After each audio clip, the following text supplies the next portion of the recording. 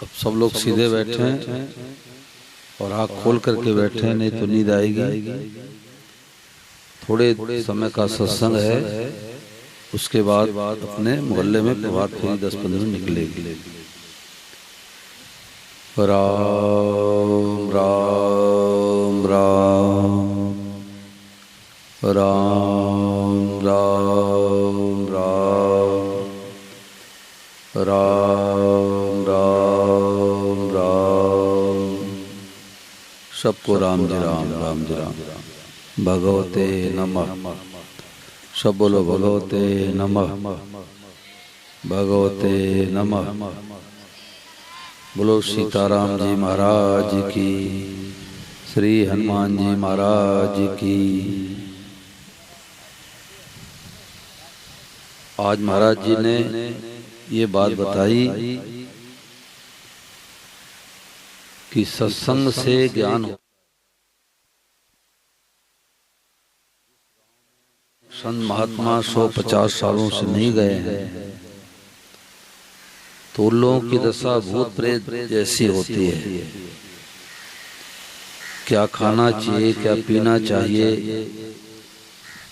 कैसे उठना बैठना चाहिए, इन बात का होश नहीं रहता।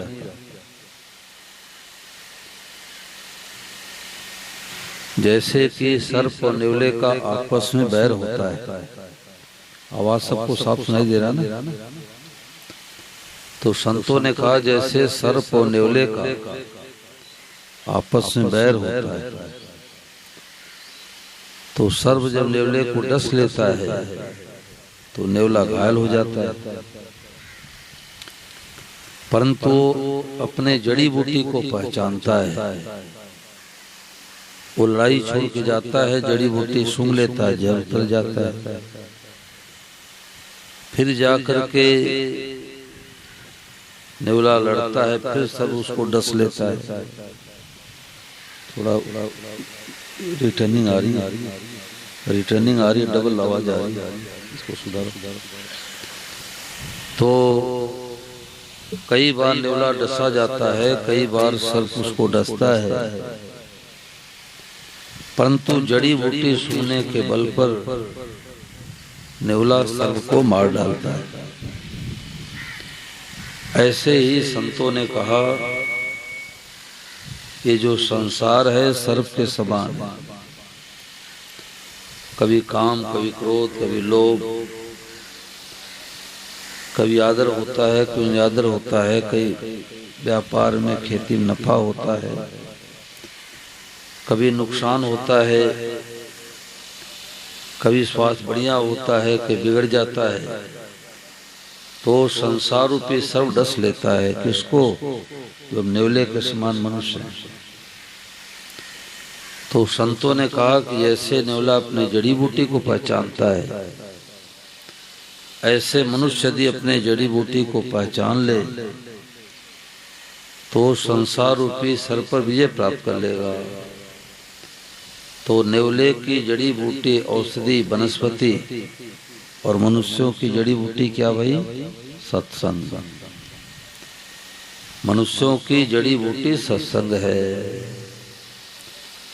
सत्संग रूपी जहर, सत्संग रूपी बूटी को सूंघ लेता है तो संसार का जहर नहीं चढ़ता।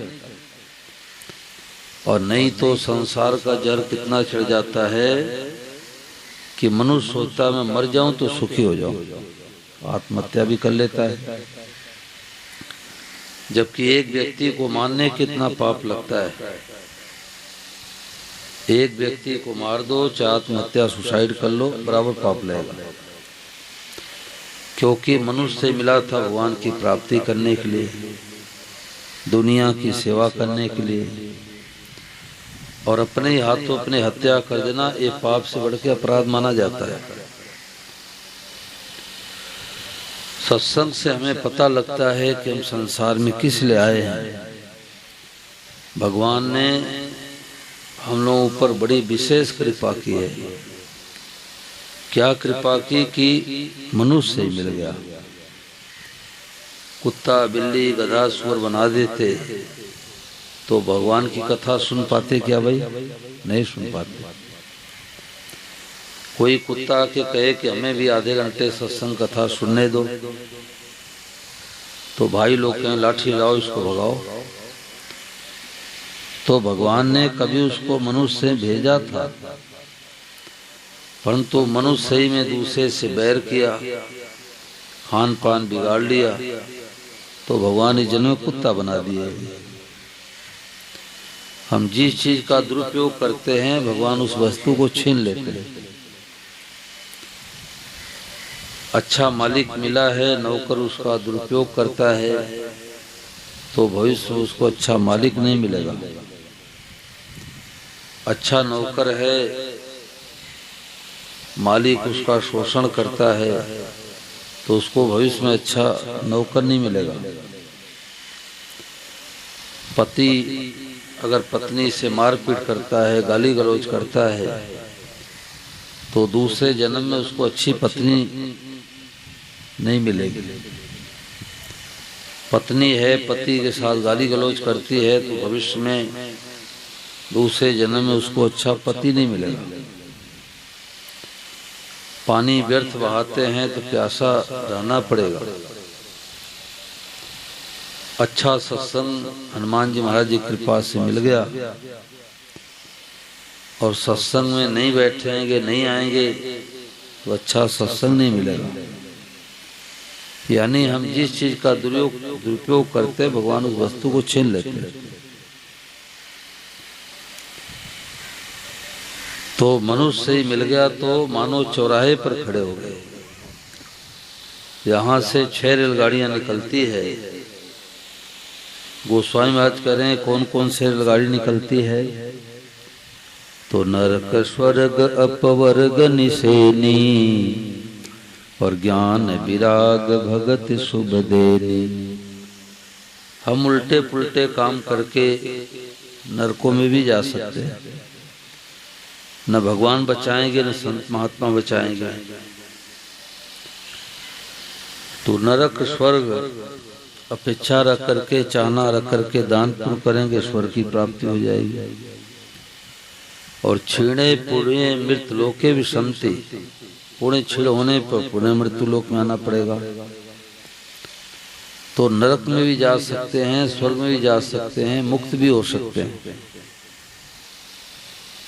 और ज्ञान विराग भगत स्वदेनी, ज्ञान वैरागी प्राप्त कर सकते हैं और भगवान के मुकुट के मणि बन सकते हैं। ऐसी योग्यता भगवान ने हम मनुष्यों को दे करके भेजा है। परंतु यदि संसार में देखा जाए तो सबसे दुखी जीव है तो मनुष्य है। मनुष्य जैसा कोई दुखी प्राणी नहीं है और मनुष्य जैसा सुखी प्राणी भी कोई नहीं है। दोनों बातें हैं। सत्संग करता है तो जीवन में सुख रहेगा और सत्संग नहीं करता तो जीवन में दुख रहेगा। तो जैसे चौराहे पर खड़ा हुआ व्यक्ति पूरब पश्चिम उत्तर दक्षिण जाने के लिए स्वतंत्र होता है, ऐसे मनुष्य से मिल गया तो यहाँ से 6 रेलगाड़ियाँ जा रही है। हम चाहे नरक वाले गाड़ी में बैठ जाए, चाहे स्वर्ग वाले गाड़ी में बैठ जाए। अपवर्ग कहते मुक्ति को हो जाए, चाहे मुक्ति वाले गाड़ी में बैठ जाए। हम लोग क्या दशा हुई है, जैसे कोई चौराहे पर खड़े होकर रास्ता पूछे, मैं रास्ता बताओ। अब जिससे पूछ रहा हो कहे आप कहाँ जाओगे, बोले कहीं का बता दो। तो बताने वाला कहेगा फिर कहीं चले जाओ। जब आपका एक लक्ष्य, एक निर्धारित उद्देश्य नहीं बना कि हमें पूर्व में जाना कि पश्चिम में जाना, उत्तर में जाना, दक्षिण में जाना, तो चाहे जिधर चले जाओ।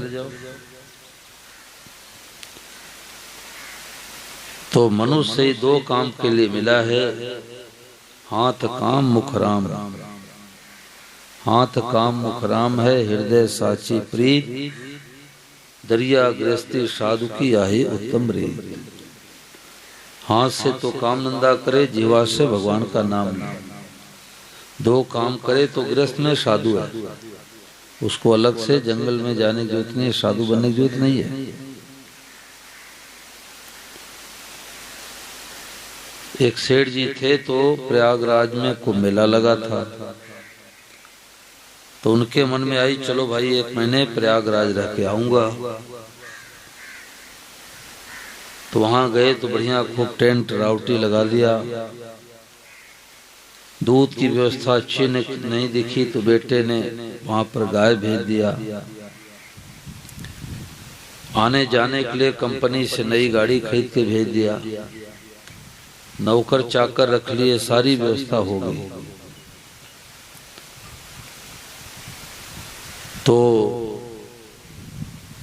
1 महीने के बाद जब गांव पर सेठ जी आए तो गांव के लोग आए दर्शन करने कि भाई कोई 3 महीने गंगा जी किनारे रह जाता बहुत भाग्यशाली माना जाता है। 3 दिन भी गंगा जी किनारे ठहर जाए तो बहुत भाग्यशाली माना जाता है। और सेठ जी तो 1 महीने प्रयागराज रह के आए हैं। तो चलो सेठ जी से राम राम करे, उनके दर्शन करे भाई।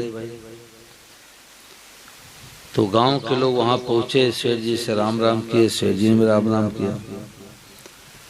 तो लोगों ने कहा कि महाराज आप बहुत भाग्यशाली हो सेठ जी, क्योंकि 1 महीने आप गंगा जी किनारे रह के आए हो। तो बताओ आपने भागवत में कथा में क्या सुनी, राम कथा पंडाल में गए तो क्या सुना, सत्संग की बातें आपने क्या क्या सुनी। तो सेठ जी ने कहा देखो भाई हमारी व्यवस्था बहुत अच्छी थी, गाय पाल लिया था, बढ़िया टेंट लगवा लिया था, कंपनी से नई गाड़ी आ गई थी, हमारी व्यवस्था बहुत अच्छी थी, परंतु एक भूल हो गई। गांव के लोग कहने लगे कि अब क्या भूल हुई। तो सेठ जी ने कहा कि हमने कभी त्रिवेणी मैया में स्नान किया ही नहीं। बोलो गंगा मैया की। हमने कभी त्रिवेणी मैया में स्नान किया नहीं, कभी कथा सुनने गया ही नहीं, कभी संतों के दर्शन करने के लिए गया ही नहीं। तो गांव के लोग हंसने लगे। फिर सेठ जी आप गए किस लिए थे? ये तो वही बात है जैसे राजस्थानी कहावत है, बिंद बेहुड़ी जान को हो कुड़ काम की, बारात जा रहे बिना दूल्हे की। अब बिना दूल्हे की बारात जावे तो कोई 1 गिलास पानी भी नहीं पिलाएगा भाई। दूल्हे के कारण से तो बारातियों को स्वागत होता है। एक बड़ी लंबी बारात जा रही थी राजा की, तो गांव वालों ने देखा कि कोई राजा महाराजा की बारात जा रही है, तो राम राम किए, बोले भाई कोई राजकुमार की लगता है शादी है। बोले हाँ। तो कम से कम राजकुमार को तो दिखा दो, दूल्हे को दिखाओ, काला है कि गोरा है। तो बाराती लोग कहने लगे कि भाई देखो दूल्हा आगे चला गया कि पीछे रह गया कि घर पर ही छूट गया। तो आपस में बातचीत करके बाराती लोग गांव वालों से कहने लगे देखो भाई बड़े बड़े कामों में कुछ भूल रह भी जाती है, तो हम लोग किससे भी थोड़ी भूल हो गई। क्या भूल हुई? तो बारातियों ने कहा कि हमारी व्यवस्था बहुत अच्छी है, सैकड़ों बाराती हैं, हाथी है, घोड़े है, सैकड़ों बक्से सोना चांदी गहना के है, परंतु एक थोड़ी सी भूल हो गई। गांव वालों ने कहा इतनी अच्छी व्यवस्था अब क्या भूल हो गई? बोले दूल्हे को तो घर पर भूला है, दूल्हे को घर पर भूला है। ऐसे हमने खूब प्लाट बना लिया, मकान बना लिया, दुकान बना लिया, बाल बच्चों का विवाह कर लिया, मुकदमा हमारे पक्ष में हो गया, सब बढ़िया हो गया, परंतु भगवान को अपना माना कि नहीं माना? भगवान मीठे लगते हैं, भगवान प्यारे लगते कि नहीं लगते? अगर भगवान मीठे नहीं लगते, हनुमान जी मीठे नहीं लगते, तो बारात जा रही बिना दूल्हे की। तो सत्संग से जीने की कला आती है। जितने डिप्रेशन टेंशन में लोग जीते हैं, उनको सत्संग नहीं मिला। जैसे भूख लगी हो पेट में, कोई हलवा सीरा बांधे पीठ पर, आधा किलो 1 किलो 2 किलो बांध ले, बताओ भाई भूख मिटेगी? नहीं मिटेगी। भूख तब मिटेगी जब हलवा सीरा पेट में जाएगा। ऐसे जीव की मांग क्या है? भगवान मीठे लगे, प्यारे लगे, अच्छे लगे, भगवान कथा अच्छी लगे। मांग तो है भगवान की। जीव ढूंढता है संसार में, और संसार में आज तक किसी को शांति मिली नहीं। मिलता है सच्चा सुख केवल भगवान आपके चरणों में।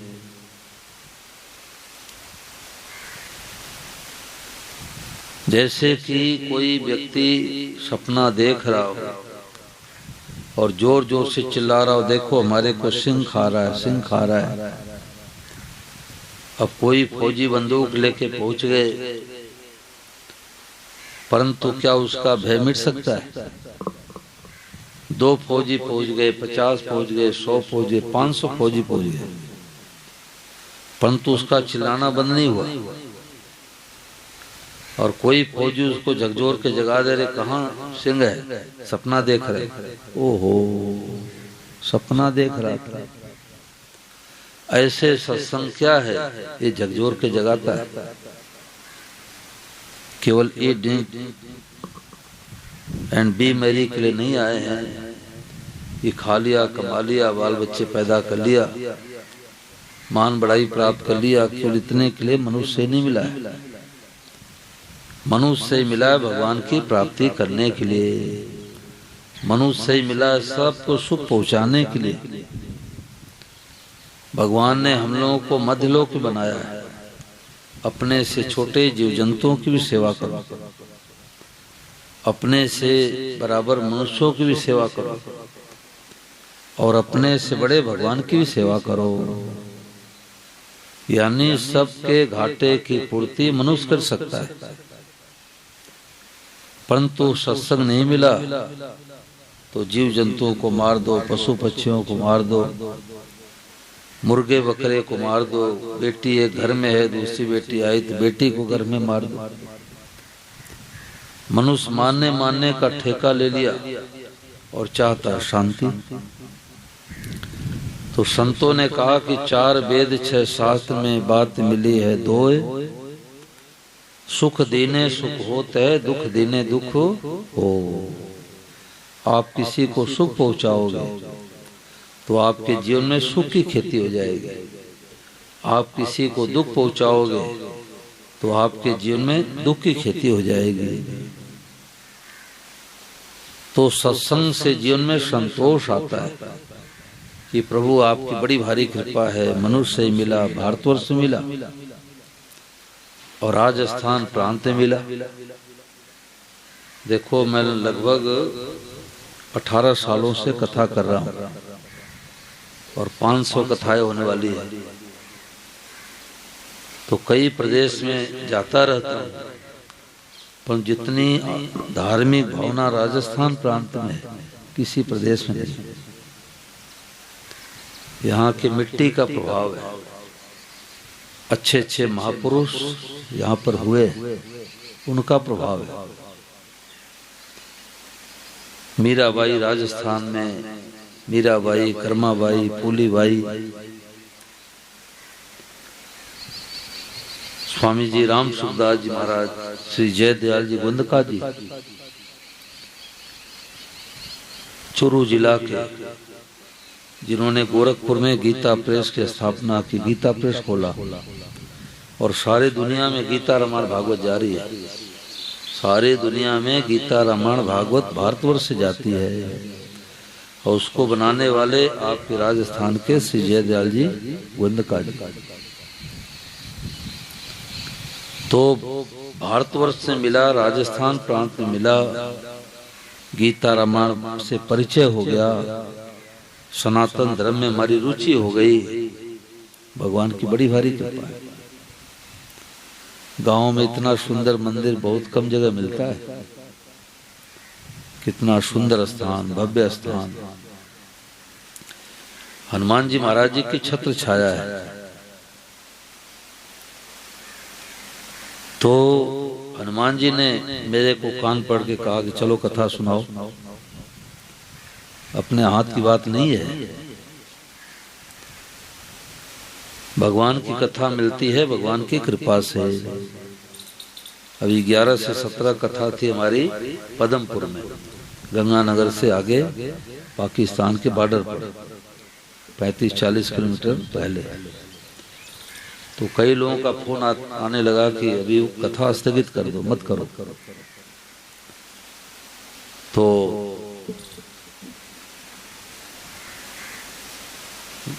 वो 1 हफ्ते का जो समय था तो मैं 2-2 दिन दिया। तारानगर 2 दिन सरदार शहर, 2 दिन सीकर के पास में गांव पड़ता है बड़ी पूरा, वहां सत्संग दिया। और फिर यहाँ के बाद जो है 27 से 2 तारीख तक फिर वहां पर दिया पदमपुर। तो देखो हम तो सिरसा से 200-250 किलोमीटर दूर गंगानगर पहुंच गए। और वहां गए तो सब सन्नाटा, बाजार बंद। मैंने पूछा पदमपुर, बोले पदमपुर भी बंद है, तो कथा नहीं हो पाई। तो धन के बल पर, जन के बल पर, संस्था के बल पर कथा नहीं मिलती। कथा मिलती भगवान की कृपा से। कथा मिल रही है हनुमान जी कृपा से।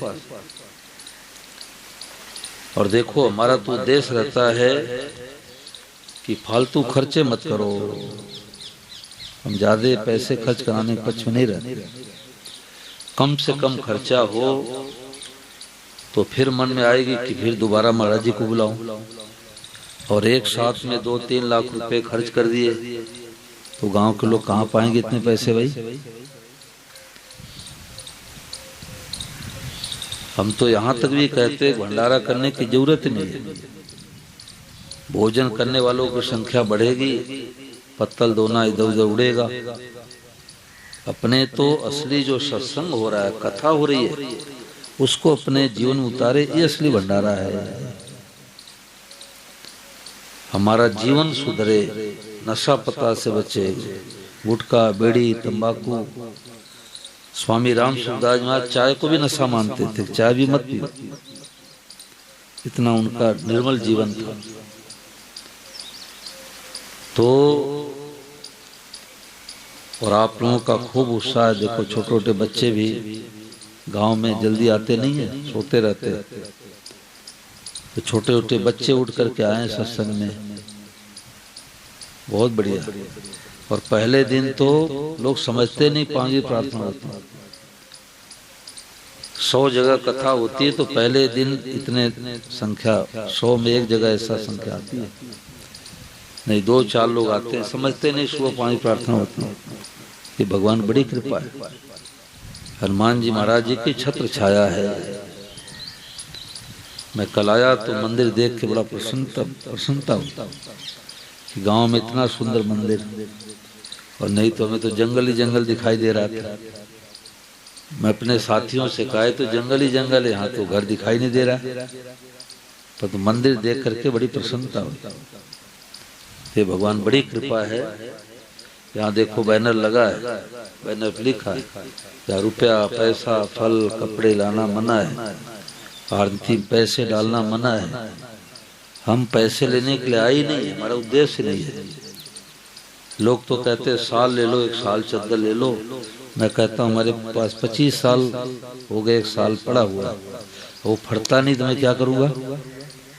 हमने घर गृहस्थी किया नहीं, आश्रम कुटिया बनाया नहीं, मैं क्या करूँगा, जगह ही नहीं रखने के लिए। हम तो 10 महीने घूमते रहते हैं, 7 दिन घूमते रहते हैं। 3 महीने 4 महीने बीत जाता है तो संगीत वाले गृहस्थी हैं तो इनको छुट्टी कर देता हूँ और हम वृंदावन चले जाते हैं। तो ये भगवान की कृपा से ऐसा मौका मिला है। खूब उत्साह से दोनों समय सत्संग का लाभ लो। और कोटि जन्म समुत्थे न पुण्य नैवेद्य लभ्यते। करोड़ों जन्मों का पुण्य उदय होता है तो भागवत कथा कानों में पहुंचती है। राजा परीक्षित को जिस समय श्राप लगा, भूख प्यास सताई, तो समीक ऋषि के आश्रम पहुंचे। वो आंख मूंद के ध्यान में बैठे थे।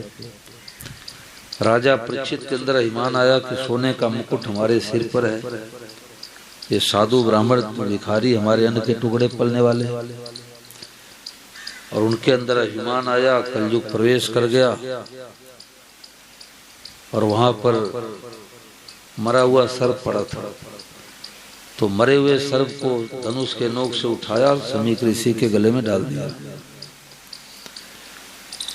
जब उनके बेटे सिंगी ऋषि को पता लगा तो उन्होंने गंगा जल हथेली लेकर श्राप दे दिया, हमारे निरपराध पिता का आपने अपमान किया है तो परीक्षित जाओ, आपको 7वें दिन तक्षक नाग डसेगा। उन्होंने सोचा जब मरना है तो गंगा जी किनारे मरूं। मरे हुए व्यक्तियों की अस्थियां फूल पहुंच जाती तो भी कल्याण हो जाता है। तो गंगा जी किनारे पहुंच जाते हैं, संत महात्मा ऋषि मुनि पहुंच जाते हैं, और देखते देखते श्री सुखदेव जी महाराज जी पधारते हैं। बोलो श्री सुखदेव जी महाराज की। और जैसे कथा सुनाना प्रारंभ करना चाहते थे तो स्वर्ग से देवता लोग आए अमृत का कलश लेकर। श्री सुखदेव जी को प्रणाम किए, बोले महाराज आप तो अमर कथा सुनाने के लिए आए हो। भागवत कथा क्या अमर कथा है, सुन करके जीवन में उतारे, सदा सदा के लिए अमर हो जाए। तो आप तो अमर कथा सुनाने के लिए आए हो, और देखो हम लोग अमृत का कलश लेके आए। अमृत तो पिला दो राजा परीक्षित को, राजा परीक्षित सदा सदा के लिए अमर हो जाएंगे। और ये अमर कथा दे दो, हम लोग स्वर्गलोक में जाके देवता लोग सुनेंगे। तो श्री सुखदेव जी महाराज डांट फटकार लगाते हुए कहने लगे, अरे मूर्खो, कहाँ तो कांच कहाँ तो मणि, मणि से क्या कांच की तुलना की जा सकती है? और कहाँ तो अमृत कहाँ तो भगवान की कथा, यानी अमृत से बढ़कर के भगवान की कथा है। बोलो गिरधर गोपाल की। और वो कथा हमको आपको कहने सुनने का मौका मिला है। हम कलयुगी जीव, साधारण जीव, और ऐसा मौका मिला है तो मूसल से ढोल बजाओ। तो भगवान कृपा से मौका मिला है। हमारे यहाँ हर कार्यक्रम समय से होता है। जैसे 5 बजे का है तो 5:01 नहीं, ठीक 5 बजे प्रार्थना शुरू होती है, और दोपहर कार्यक्रम 3 बजे से लगभग 6 बजे तक, 3 से 3:30 बजे तक हमारे साथी लोग भजन कीर्तन करेंगे, और 3:30 से लेकर लगभग 6 बजे तक भागवत कथा और निकालेंगे ही। तो अभी सब लोग प्रभात फेरी में चलते हैं 10-15 मिनट के लिए।